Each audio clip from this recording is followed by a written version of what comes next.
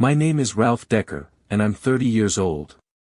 I'm writing this from a modest room inside the West Haven Disability Resource Center in Ohio. The walls are off-white, the linoleum floor squeaks when the nurses walk past, and outside, the rain taps like a ticking clock on the window. I've been trying to forget this story for most of my life, but sometimes, the only way forward is to speak it aloud. And maybe, just maybe, help someone else who feels like they've been erased. I wasn't born disabled. That's probably the first thing you need to know. I wasn't born into this wheelchair. I was a fast kid, reckless, curious, always running through the dirty streets of our rundown Cleveland neighborhood like the world couldn't touch me. But the world did touch me. It tore me apart slowly, beginning with the people I should have trusted the most, my parents, Diane and Henry Decker. They were the kind of couple that always looked tired. My mother worked double shifts at a diner, always coming home with aching feet and forced smiles. My dad did odd jobs at local garages, more grease under his fingernails than affection in his voice. We lived poor, but not uniquely poor, just another family scraping by. At least, that's what I thought. When I was 9 years old, they told me I was going to a special doctor. I still remember the way my mother held my hand too tightly in the truck, how my dad avoided eye contact as we pulled up to a gray, windowless building on the edge of town. It didn't look like a clinic. No signs. Just a cold slab of concrete with a steel door. Inside, they introduced me to a man named Dr. Hargrove. He smiled too much, said things like, just some small tests. The room was bright, white, blinding. I lay down on a metal table and felt a needle in my neck. Then the world went dark. When I woke up, I was in my bed at home. I didn't know it then, but something had been done to me. Something permanent. Within weeks, my legs began to ache. Then they failed me entirely. Doctors called it a neurological disorder of unknown origin. My parents didn't seem shocked. They didn't cry. They just bought me a second-hand wheelchair and told me life would be different now. And it was. The years that followed weren't filled with the care or love you'd expect for a child suddenly paralyzed. Instead, my parents grew distant, cold. My mother dressed better, started wearing perfume and heels. My dad got a new truck, then we moved to a nicer house in the suburbs. And me? I was left behind in spirit. I ate alone. I slept in a room at the far end of the hallway, isolated, like a dirty secret they didn't want to remember. Then Ryan was born. My baby brother. Blonde hair. Healthy. Fast. Everything I wasn't. My parents adored him. Took him to parks, gave him new toys, made videos of him laughing in the backyard. They celebrated his life so loudly, and erased mine so quietly. I became the ghost in the attic. The mistake. It all built up for years, until the night I'll never forget, the night everything shattered. Thanksgiving. I was 18. The house was warm, full of food smells and fake laughter. Distant relatives gathered around our pristine dining room table. Ryan, now 8, sat at the head of the table between my parents like a tiny king. They called me out of my room for the meal, which was strange, normally they didn't bother. I thought, maybe, just maybe they were including me. A gesture of kindness. But kindness wasn't what they had planned. After dinner, my father stood and raised a glass. "We have an announcement," he said, smiling as he held Ryan's hand. "After careful thought, Diane and I have decided that all family assets, this house, our savings, everything, will be left to our son, Ryan. He is our future." The room erupted in claps and cheers. I sat in my chair, stunned. And I made the mistake of speaking. "What about me?" The laughter died. Everyone turned to me. My father's smile vanished. "What about you, Ralph?" he said with venom in his voice. "What have you ever contributed? You've been a burden on this family for years." You're lucky we didn't give you away when we had the chance. People chuckled, thinking it was some sick joke. But he wasn't joking. He meant it. And in that moment, something inside me cracked. They didn't just forget about me. They resented me. Maybe they always had. I had no inheritance. No home. No place. That night, while they drank wine and took family photos with Ryan, I wheeled myself back to my room, packed a small bag, and left through the back ramp. No one stopped me. No one noticed. Not until years later would I realize, that night wasn't just a betrayal. It was a death. The death of the boy I used to be. And the birth of something much colder. Something patient. Something ready to uncover the truth. I didn't have a plan when I left that night. Just a beat-up backpack, 3 granola bars, and a few dollars in coins stuffed into my jacket. The cold air hit my face as I wheeled myself down the empty suburban streets, past quiet homes with glowing windows, families laughing, watching movies, being normal. I was 18, homeless, and paralyzed from the waist down. But that wasn't the part that hurt the most. The worst part was the voice in my head. My father's voice. You've been a burden for years. Lucky we didn't give you away. I tried to hold it in, but once I reached the bus stop, tears came hard and fast. I sat there shaking in my chair, not from the cold, but from something deeper. I had been thrown away by the people who were supposed to love me unconditionally. That night, I made it to downtown Cleveland. I wheeled through alleyways until I found a group of homeless folks huddled under a bridge. An older woman, wrapped in 3 coats, looked up at me and said, "You look worse than me, kid. You hungry?" I nodded, and she handed me half of a peanut butter sandwich. That woman, a total stranger, gave me more love than my own family had in years. She also told me about the West Haven Disability Support Center. They got beds. Showers too. Ain't pretty, but better than out here. That was how I ended up here. The staff gave me a cot in a shared room. It wasn't much, just a curtain separating me from 3 other people, but it was safe. I slept on a thin mattress with one eye open, my backpack clutched tight to my chest. I'd wake up from nightmares where I was still sitting at the Thanksgiving table, frozen while my father announced I didn't matter. Days turned into weeks. I spent most of my time in the park nearby, watching people live lives I couldn't. I read old library books, mostly fantasy stories, knights and heroes. Escaping into those worlds was easier than facing the truth. Because deep down, the question haunted me. Why? Why did my parents hate me? Why did they turn cold after I got sick? Why did their lives get better, new cars, new home, while mine got worse? I remembered that strange medical visit when I was 9. The white room. The man in the lab coat, Dr. Hargrove. The needle.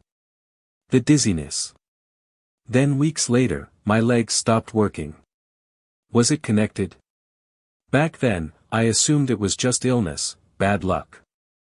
But now, after all that happened, after being cut out of the will, discarded like garbage, I started thinking about that day differently.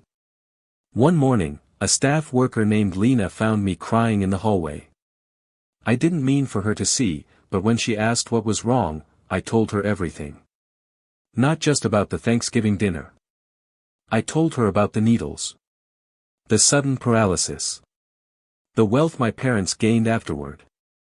She looked at me, eyes wide with quiet horror. "Ralph, do you think they did something to you? Like, sold you to a medical trial or something?" The thought hit me like a truck. It had never fully formed in my mind, but when she said it aloud, it felt like the final puzzle piece locking into place. I laughed, a bitter, broken sound. "It sounds crazy, right?" She didn't laugh. She just said, "Sometimes the truth is worse than crazy." That night, I didn't sleep. I stared at the ceiling and remembered the folder I'd once seen in my dad's desk years ago, words like clinical trial, compensation, Betrayal group. Back then I didn't understand. Now I was terrified I finally did. A few days later, something happened that shook everything. Lena called me to the front desk. "Someone left this for you," she said. It was a letter. No return address. Just my name written in blue ink. I opened it alone in my room, my hands trembling. "You are not sick. You are a victim. Your parents were paid. My child was a victim too. They worked with Betrayal group. Find Dr. Hargrove. Find the files. You deserve the truth." No name. No signature. But everything inside me shattered. The letter confirmed what I had feared: my parents didn't just mistreat me. They sold me. They offered me up like a lamb to slaughter in exchange for a better life. They traded my legs for a house and a new car. Suddenly, all the puzzle pieces I'd collected over the years made sense. Their coldness. The new money. The health checkup. The strange documents in the desk. The fact that they never once took me for real treatment afterward. I wasn't a burden. I was their investment. And they cashed in. For days, I spiraled. My hands shook every time I tried to write. I couldn't eat. Could barely breathe. I was just a discarded experiment, a kid tossed into a wheelchair to make someone else rich. But beneath the heartbreak, something else began to grow. Not just pain. Fire. Not just despair. Resolve. They stole my future. They stole my legs. But they didn't take my mind. They didn't take my memory. And they sure as hell didn't take my will. I decided then and there, I was going to find the truth. And when I did, I was going to make them pay for every second they made me feel small. The anonymous letter didn't just rattle me, it flipped my entire world upside down. I must have read it 50 times that first night. The words echoed in my mind like a broken song. You are not sick. You are a victim. Your parents were paid. My child was a victim too. I knew this wasn't a prank. No one could have known those details, not unless they'd lived it too. The name Betrayal Group seared into my brain like a brand. I remembered it faintly, from those old documents buried in my father's desk drawer years ago. I hadn't understood back then, but I did now. They sold me to a pharmaceutical company. And someone else out there knew. I couldn't sit still anymore. The fear that had paralyzed me turned into fuel. The next morning, I went to Lena and told her I needed internet access. She managed to get me a few hours in the community office. I started researching Betrayal Group.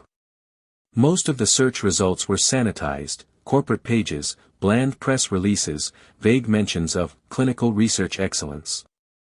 But buried deep in a Reddit thread from 6 years ago, I found something chilling. Ever heard of Betrayal Group's Rural Testing Initiative? Supposedly they ran secret tests on kids in Ohio back in the 2000s. Whole thing got swept under the rug. People disappeared. There wasn't a lot of information, but it was enough. I needed proof. I needed that folder. The one I'd seen years ago in my father's study. The one he used to lock away. And I knew exactly where to find it. I returned to the house 2 days later. They weren't expecting me. When my mother opened the door, her smile cracked the moment she saw me. "Ralph," she said, eyes scanning the empty street behind me. "Why are you here?" "I need to get some old books," I lied. "Just thought I'd pick up the stuff you left in my room." She hesitated. "We boxed most of it up." "It'll take 10 minutes, I said, rolling past her before she could argue. The air inside was thick. The house looked the same, gleaming hardwood floors, pristine white furniture, a fireplace roaring gently in the background. You'd never guess it was bought with the price of a child's suffering. I wheeled straight to my old bedroom. Boxes were stacked neatly along the walls, as if I'd died and they were preserving my grave. But I wasn't there for nostalgia. I waited until they went out for groceries later that afternoon, said they were taking Ryan to get ice cream. Perfect. The moment I heard the garage door rumble shut, I rolled straight to my father's office. Still the same. Dark mahogany desk. Bookshelf lined with fake leather-bound books. Locked bottom drawer. I checked under the carpet where he used to hide things. There it was. A small, brass key taped beneath the edge of the rug. My hands trembled as I slid it into the drawer. Click. The drawer opened slowly, and inside was a folder labeled Betrayal Group 2009. I didn't even breathe. I pulled it out and flipped it open, my heart hammering in my ears. Inside were signed contracts between Betrayal Group and Henry Decker, my father. Subject ID, R. Decker, 009, cleared for Trial A. A document labeled Payout Schedule, showing a total of $97,000 over 2 years. A waiver form with a forged signature, my name scrawled across the bottom. Clinical notes detailing neurological onset and expected degradation of lower extremities. I felt like throwing up. They knew what they were doing. They didn't just agree to it, they planned it. Traded me for cash.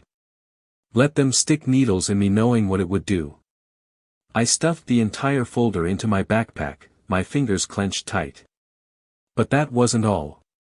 Behind the folder, taped to the inside wall of the drawer, was a burned CD labeled simply, Footage, Trial A, Confidential. I didn't hesitate. I grabbed it and left before my parents got back. I didn't care about my old books or clothes. I had what I needed. By the time I returned to the support center, it was dark outside.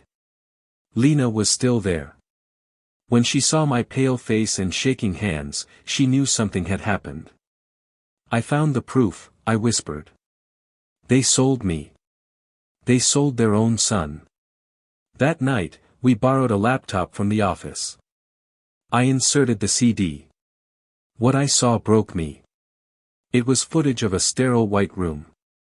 I was on the table, limp, eyes barely open.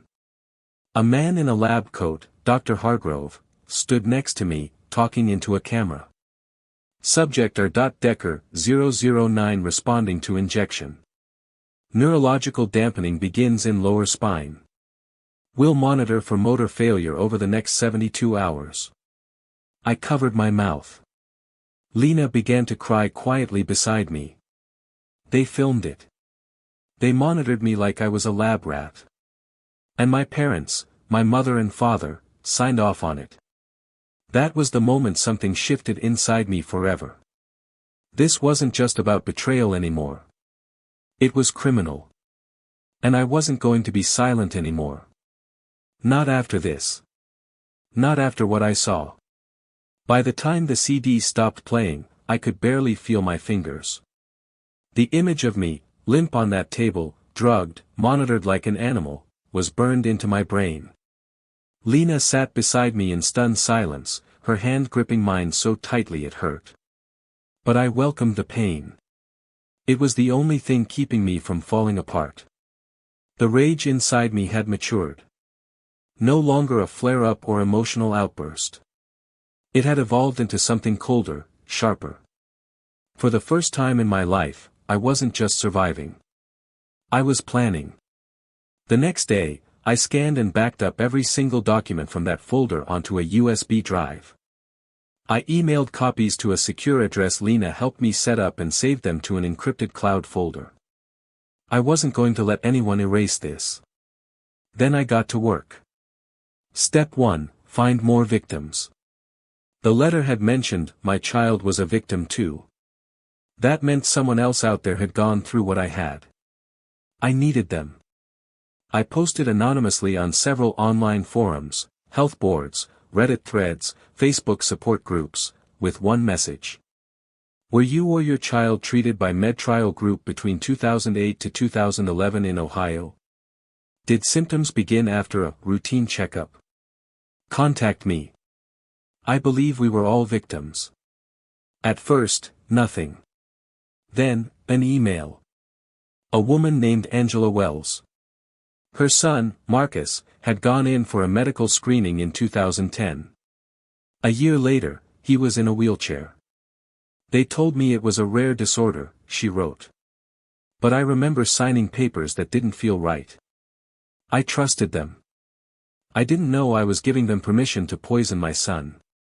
I met Angela at a public library near Akron. She looked tired. Worn. Like a woman who had fought long and lost. When I told her my story, everything, she broke down. And when I showed her the documents and the footage, she said one word. We go public. Step 2, build a case. Angela knew a lawyer, Lauren Carter, a former human rights attorney who now worked for a nonprofit. We set up a meeting in downtown Cleveland. Lauren was in her early 40s, sharp eyes behind frameless glasses, and a demeanor that made you sit straighter in your chair. She didn't speak much as I told my story. Just took notes. When I handed her the USB drive and CD, she leaned back, arms crossed. You understand what you're accusing them of, right? She asked. I do. This isn't just fraud or malpractice. This is human trafficking. Medical abuse. Multiple felonies. I nodded. I want justice. Lauren stared at me for a long moment. Then she said, good. Because I want blood. She took the case. Pro bono. Within days, she filed initial complaints and demand letters against both Betrayal Group and my parents, citing unauthorized medical experimentation and permanent bodily harm. But that was just the beginning. Step 3, gather allies. Angela and I kept reaching out, through forums, churches, even old newspaper clippings. We found 5 more families. Each had a child who had undergone medical testing and developed serious health conditions after. Some were paralyzed. Some were dead. We met in a dusty back room at an old community center, 7 families, each carrying their own private hell. We called ourselves the survivors. We shared our stories. We compared notes. And we agreed on one thing. We would no longer suffer in silence. Step 4, set the trap. The documents I found proved my parents were involved. But I needed one last piece of leverage before the media caught on, my parents' confession. So I went back. Not as a son. But as bait. I showed up unannounced at their house on a quiet Thursday evening. My father opened the door and didn't hide his disgust. What do you want now? Answers, I said. And maybe a second chance. Can we talk? He let me in, though I could see the hesitation. My mother sat stiffly on the couch, pretending to flip through a magazine. I waited until Ryan went to his room, then pulled out my phone and pressed record. I've been thinking about the past, I began.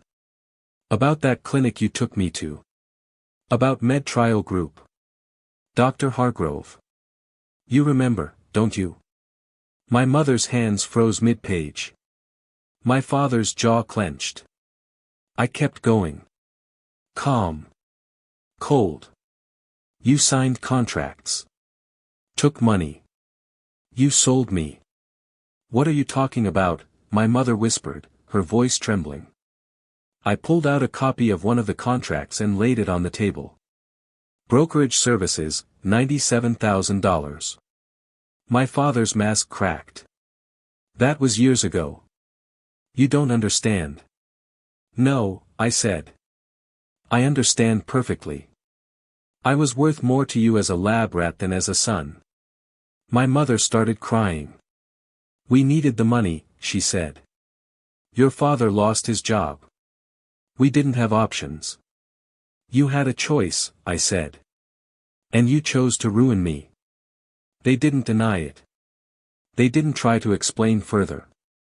They just sat there, silent in their guilt. That was all I needed. I ended the recording and left without another word. That night, I sent the audio file to Lauren.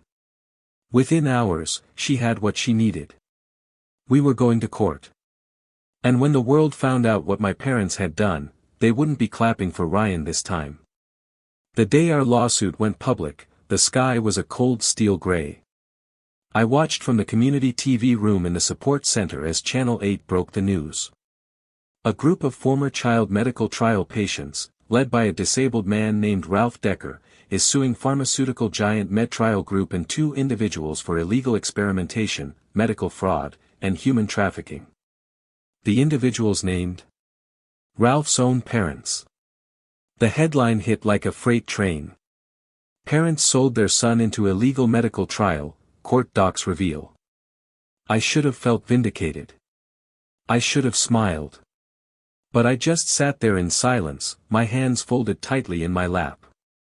Because even when you win a battle, it still costs you something. Lauren Carter, our lawyer, called later that afternoon. Ralph, they're already scrambling. Betrayal's lawyers tried to reach a settlement, but we're not backing down.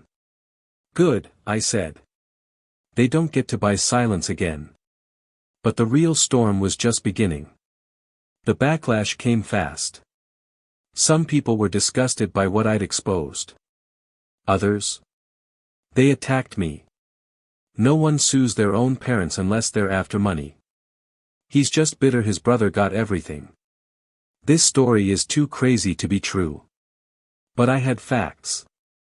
And I had other survivors willing to speak. Angela, Marcus's mom, gave an interview to a national news outlet. They told me it was just a vitamin injection, she said, voice shaking. But after that day, Marcus never walked again. They tricked me. Just like they tricked Ralph. Soon, other parents came forward. 3 more.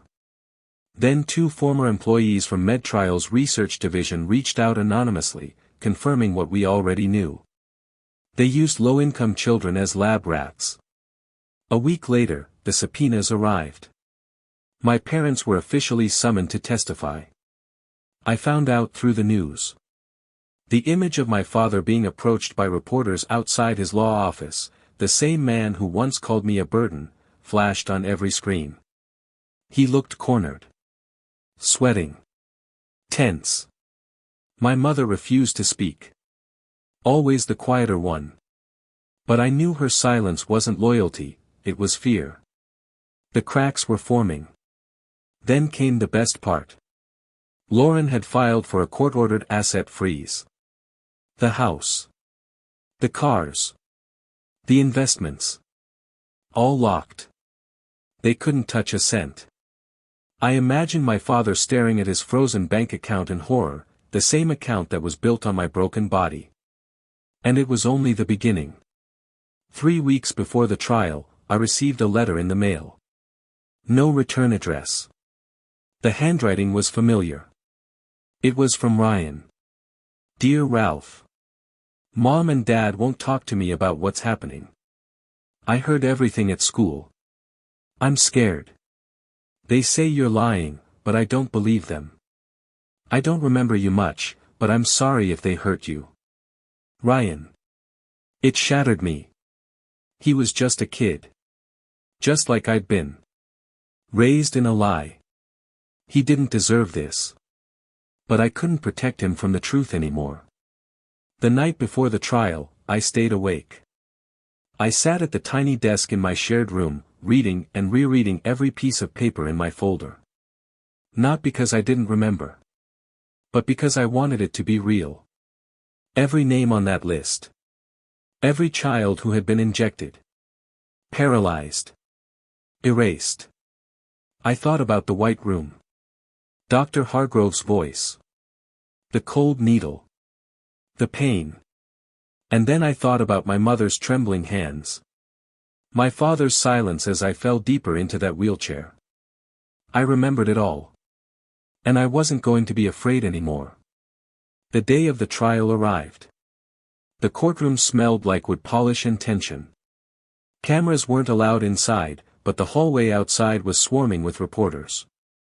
As I wheeled through the front doors, I caught the reflection of myself in the glass. Not a victim. Not a burden. A weapon. I took my place beside Lauren. Behind us sat Angela, Marcus in his wheelchair, and 5 other families, all wearing matching pins we had made the night before. We were more than test subjects. And across the aisle, sat Henry and Diane Decker, my parents. They didn't look at me. They didn't need to. Because the last time they saw me, I was just a boy too weak to stand. Now. I was the one dragging them into the light. Lauren stood first. Her voice was calm, clear, like a blade across silk. We are here today because corporations think they can experiment on the poor, because families like the Deckers think they can profit from their own children's pain. But Ralph Decker and the others are here to say, not anymore. The judge nodded gravely. Then the trial began. Witnesses were called. Files were presented. Videos were played. The footage of me on the table. The contracts with forged signatures. The bank transfers labeled brokerage services. It wasn't just shocking. It was undeniable. The courtroom sat in stunned silence as name after name, child after child, was called out. And then, finally, it was my turn. I wheeled to the front of the courtroom, placed my hand on the Bible, and stared directly at the judge. My name is Ralph Decker, I began. When I was 9, I thought my parents were taking me to a doctor. Instead, they sold me.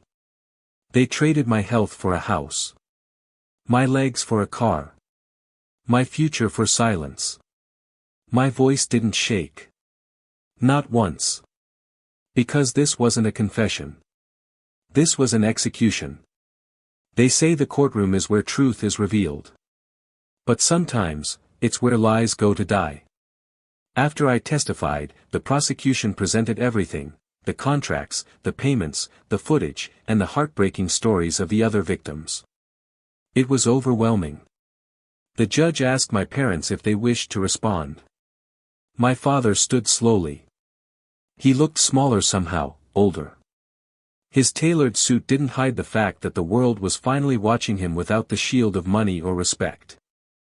I did what I had to, he said, voice low. We had nothing. Our son, he looked at me, he was different. Slower. We thought he'd never make anything of himself. Gasps echoed through the room. We were offered a chance to fix everything.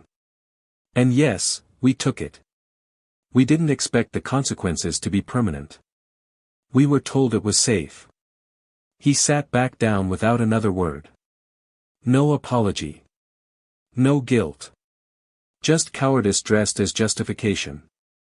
But then, something unexpected happened. Lauren stood up again. Her voice was calm, but there was steel behind it. Your Honor, she said, with the court's permission, we'd like to call an additional witness. Someone who has just come forward. Their testimony is critical. The judge raised an eyebrow but nodded. Proceed. And then the doors at the back of the courtroom opened. And Dr. Hargrove walked in. Yes, the man who paralyzed me. He walked stiffly, his eyes sunken, hands trembling slightly. Age had caught up with him, but his presence was unmistakable. My breath caught in my throat. Why was he here? Lauren turned to the judge. Dr. William Hargrove reached out to us after learning this trial had gone public. He was the lead researcher at Betrayal Group's Ohio branch from 2007 to 2010. He's here today under immunity in exchange for a full confession. My father's face turned white. My mother whispered, no, it can't be. Dr. Hargrove took the stand. His voice was low, hoarse. I was part of it, he said, eyes down. I supervised the injections. I saw the contracts. I helped forge the consents. He looked up, right at me. I did terrible things. But what the Deckers did? That was worse. The courtroom went silent. He continued. Most families were lied to. But not Ralph's. The Deckers weren't victims of misinformation. They were brokers. They recruited other families. Referred children for a cut of the payment. They were responsible for at least 6 other trial subjects. One of them died. I felt like I'd been punched in the gut. They hadn't just sold me. They'd trafficked other kids. Lauren handed the judge a new file, names, dates, referral bonuses. All documented. All signed. My parents' signatures were on every single one. The room erupted. Reporters scribbled frantically.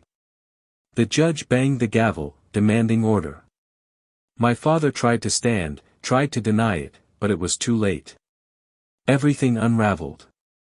After the court adjourned for the day, I sat in the hallway staring at the marble floor. Dr. Hargrove passed me on his way out. He paused, then turned back. "I won't ask for forgiveness," he said. "But I wanted to look you in the eye. Because you were the one that haunted me." I didn't speak. I couldn't. He left quietly. I sat there for a long time, letting it sink in. My parents weren't just negligent. They weren't just greedy. They were predators. And I had been their first transaction. That night, Ryan called me. He had gotten my number from Lauren.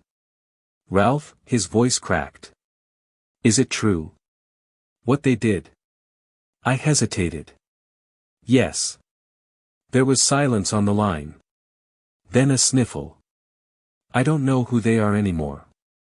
"You'll have to decide that for yourself," I said. "But whatever happens, don't let their choices define you." Are you gonna send them to prison?" "No," I said softly. "They did that to themselves." When the trial resumed the next morning, there was no need for more arguments. The truth had shattered every defense.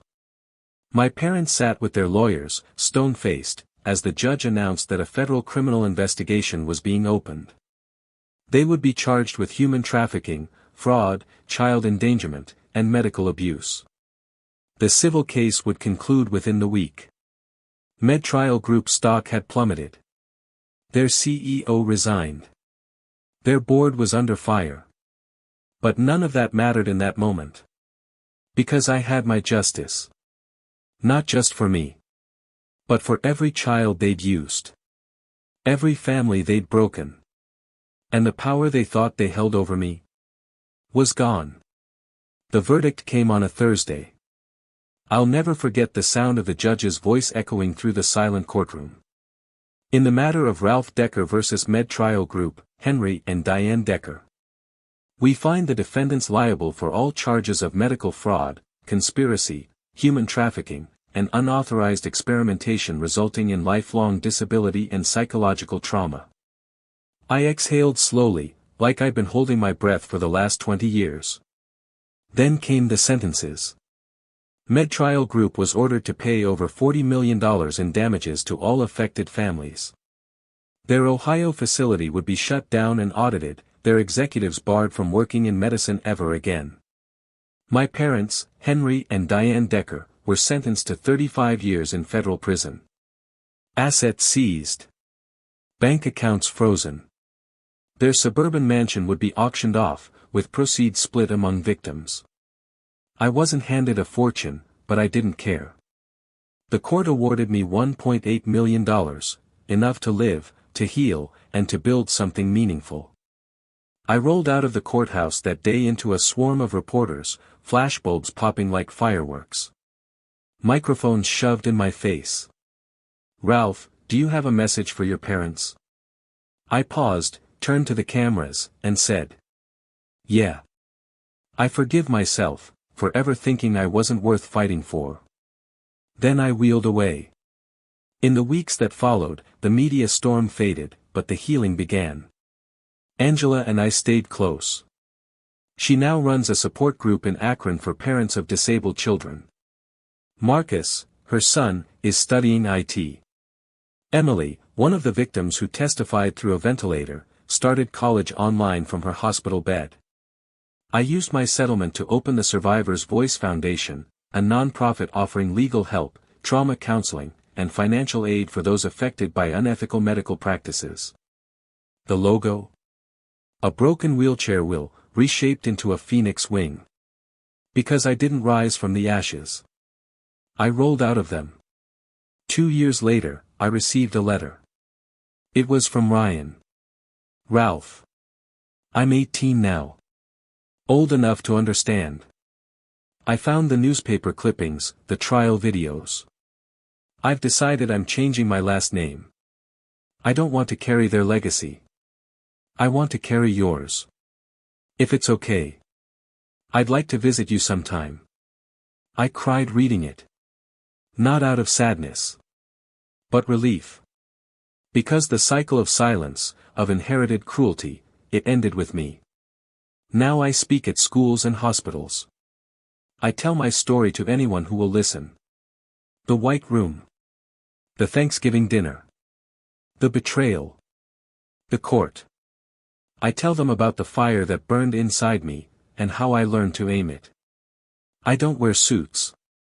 I don't pretend to be healed. But I show up. Because someone needs to. And whenever I hear a young person say, I thought I was alone, I get to say. You're not. Not anymore. In the end, truth has a way of surfacing, even if it comes twisted through pain and betrayal.